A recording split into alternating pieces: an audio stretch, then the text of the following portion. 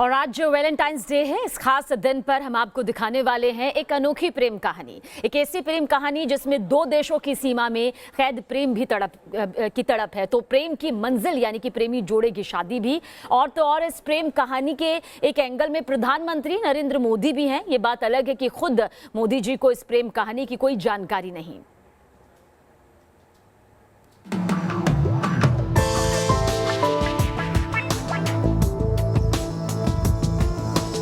पहले हाय, फिर हेलो और फिर शादी।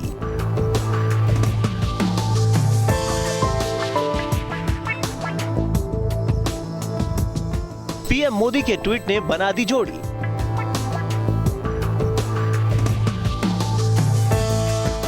श्रीलंका की हंसिनी बनी मंदसौर की बहू। पीएम मोदी का ट्वीट को लाइक से हुआ प्यार, और प्यार के बाद हो गई शादी। कहानी कुछ अजीब सी जरूर है, लेकिन श्रीलंका की हंसिनी और मध्य प्रदेश के मंदसौर के रहने वाले गोविंद की प्रेम कहानी ऐसी ही है। सोशल मीडिया के किस्सों में आपने अजीबोगरीब शादियों के कई किस्से पढ़े होंगे, लेकिन गोविंद और हंसिनी की प्रेम कहानी इन सब से अलग है। आपको आश्चर्य होगा कि इस कहानी के पात्रों की प्रेम कहानी की नींव में पीएम मोदी का एक ट्वीट है। दरअसल कुछ साल पहले पीएम मोदी के ट्वीट को मंदसौर निवासी गोविंद प्रसाद ने लाइक किया।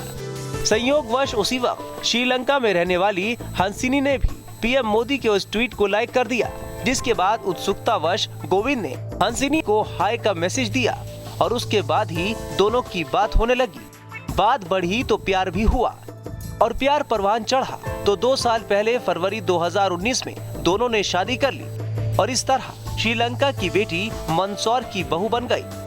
नरेंद्र मोदी जी के एक ट्वीट से हमारी लाइफ में सब कुछ चेंज हुआ है।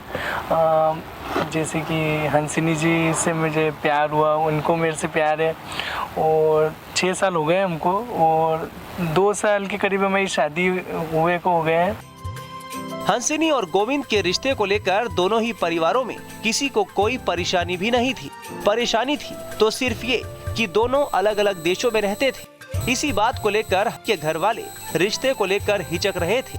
करीब 4 साल तक घर वालों को मनाने के बाद आखिरकार हंसिनी के घर वाले शादी के लिए तैयार हो गए, और आज ये प्रेमी जोड़ा पति पत्नी के रूप में खुशहाल जिंदगी बिता रहा है। पहले से तो ट्विटर से मिल गए, इसके बाद मैं इंडिया यहाँ स्टडी करने के लिए आ गई।